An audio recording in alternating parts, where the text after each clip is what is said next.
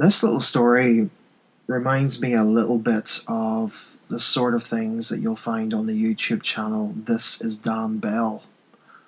And if you've ever seen his videos, he likes to explore a lot of dilapidated and abandoned buildings, and his videos on YouTube are awesome, mostly because his camera is so good, and it's kind of scary watching some of his stuff. He chooses the music well to go with the creepy imagery. So if you want to see something interesting, check it out. Until then, let's tell a little story that could be based on an adventure such as what Dan might go through. This is written by somebody called DT Malone, or DTM Alone, and it's called Don't Follow the Mold. Whatever that means, we'll find out later. Abandoned buildings are amazing. My mother studied historical preservation in Georgia, so a love of dilapidated and abandoned structures is in my blood. When you pair this interest with a love for photography, you have a match made in heaven, and fortunately, this pair is seen as favourable to many of my friends as well.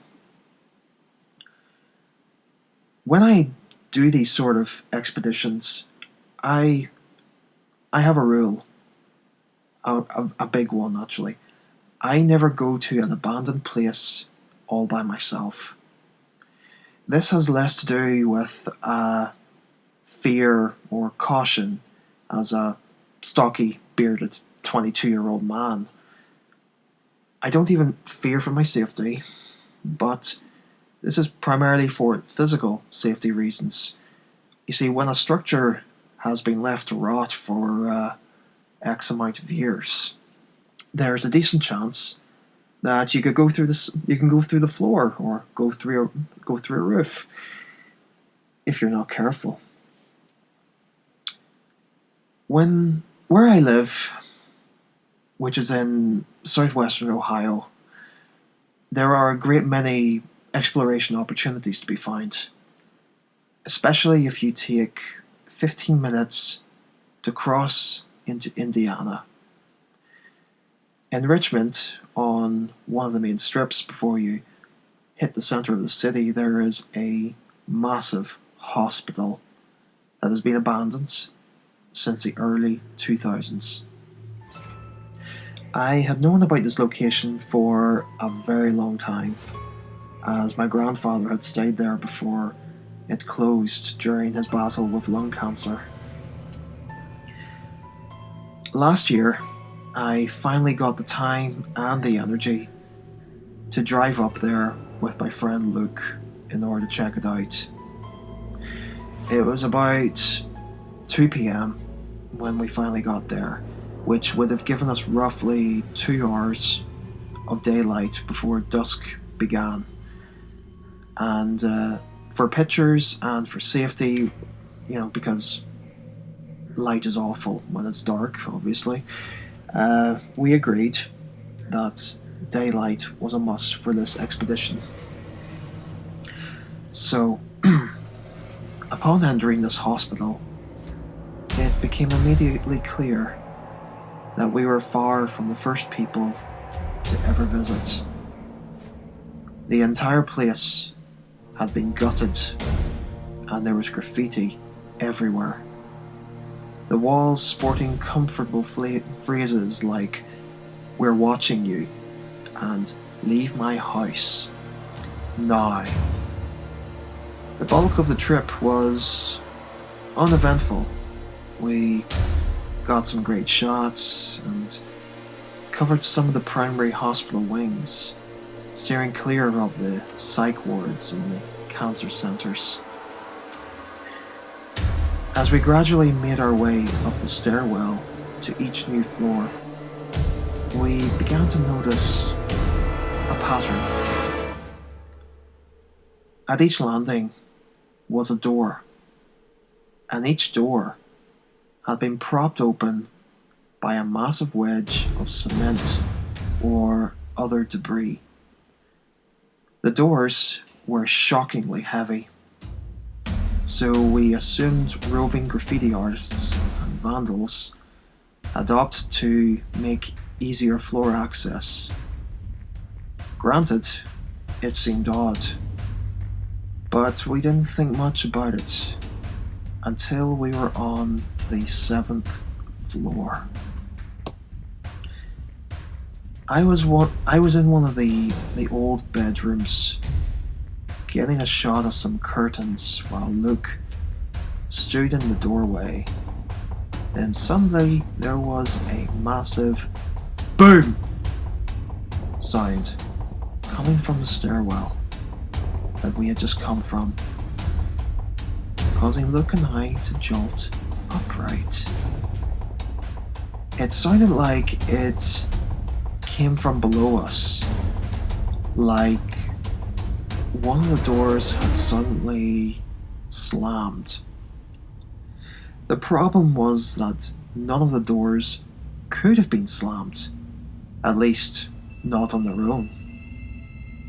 Not only were they separated from the door by massive chunks of debris, but they were far too heavy to be caught by the wind. The only way a door could have slammed was if somebody had stood back, held it open fully, and then let go. Not a behaviour that one would normally engage in without a purpose. After a few seconds of staring at each other with saucer eyes, we decided it was time to go. This meant finding another way down, as our previous way was currently occupied by someone or something. There were these little green arrows spray painted all over the building, and on a gut decision we decided to try and follow them. The ones on this floor all had the word exit written above them, so we felt good about it. It wasn't until we had been following the arrows for 5 minutes or so that we realized that wherever they were taking us, it wasn't out of the building. In our fear and desire to leave as quickly as possible, we had neglected to realize that arrows were taking us deeper into the center of the building. Windows were becoming less frequent. Everything was darker, and everything was damp. That was the weirdest part, how damp everything was. We had gone from a destroyed but dry building into an area that was so wet and rife with mold that the walls and floors were going a greenish brown. We never found out what was at the end of the path, or who was leading or pushing us where. After turning back, we found an exit, an emergency exit in fact, in the corner of the end of the hallway, and we were able to climb down and escape. We never saw anyone, but we're sure that they saw us. The hospital was mostly windows, which means that literally anyone looking out would have been able to see us coming and going. I'm glad we didn't go further into the dark, wet areas. Who knows what could have been down there waiting for us, but surely it wouldn't have been anything good. The door, the spray paint directions, it all seemed too sinister and intentional to be anything like an innocent vandal's prank. The entire time we were following the arrows, something just felt off. The hair was standing on my neck, and I was frankly terrified. So, whoever decided to stalk us and try to trap us in this abandoned building, let's never meet. Ever.